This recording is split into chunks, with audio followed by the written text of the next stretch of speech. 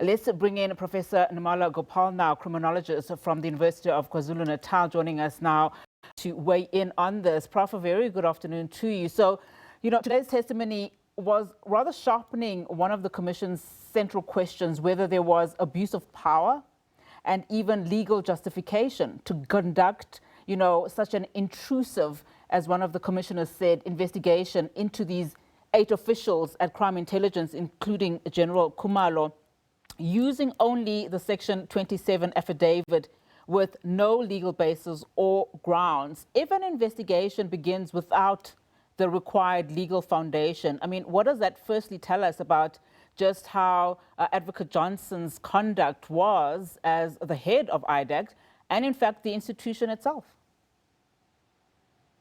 Well, good afternoon, Unathi, and good afternoon to your viewers. Yes, I want to agree that very interesting, I think, powerful, perhaps even disappointing evidence that's coming through via Advocate Johnson. So I think, Unathi, at this point, in the absence of all of the evidence that we would like to hear, I think we can speculate. And one of my speculative ideas at this point is that it does appear as though she abused her office, abused her power. What I find very difficult to comprehend is I'm just wondering how often does she have to manage these kind of cases that she, seems to have lapses in her knowledge, especially specific knowledge in terms of this particular case. So, just the fact that she can't remember the conversation between herself and I think it's Advocate Ramsamy, which is really fundamental to understanding how those additional 8 people appeared in the, on the charge sheet. So very interesting, I think. But at the same time, I believe that it seems as though that she's abusing her position. Yeah. To what extent then do these irregularities that we are, hearing, and it's been a while, and not only during her 2-day testimony, to what extent then do they undermine the integrity of the investigations themselves? From a criminal justice perspective, for instance, what are the safeguards that exist specifically to prevent investigators from appearing to manufacture, that's the word that was also used, or even strengthen complaints themselves? So, Unathi, I mean, I think at the basis, at the very foundation, these institutions have been set up, as entities to protect the public and protect them against injustices within the law enforcement agencies. But of course, we know that one of IDEC's big mandates is to ensure that there's no corruption, police corruption, and to investigate police, etc.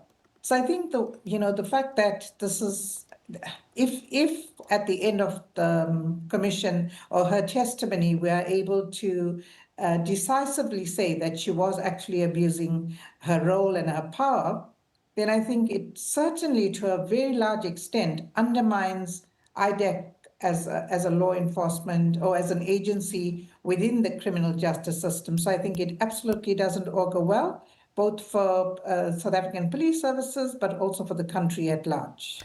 Colonel Brian Parayachi testified, in fact, he testified before Johnson, given the fact that she was ill. He testified, him being the lead investigator here, that he investigated matters following this internal committee decision, which was taken, I think he mentioned Advocate Perumal at the forefront of that. Advocate Johnson now saying and refuting that there was such a committee.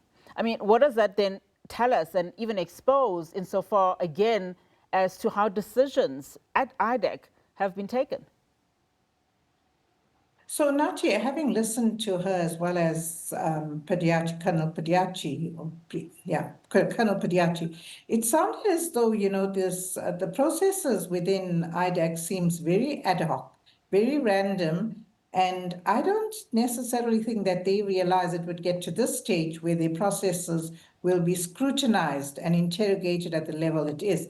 So to me, it would seem as though they've been doing this for a long period of time, but certainly it has to be investigated, and, their procedures, their their policies, their procedures, etc., have to absolutely be be aligned to what the institution's policies. So certainly for me, it seems as though they randomly they have done things in the past.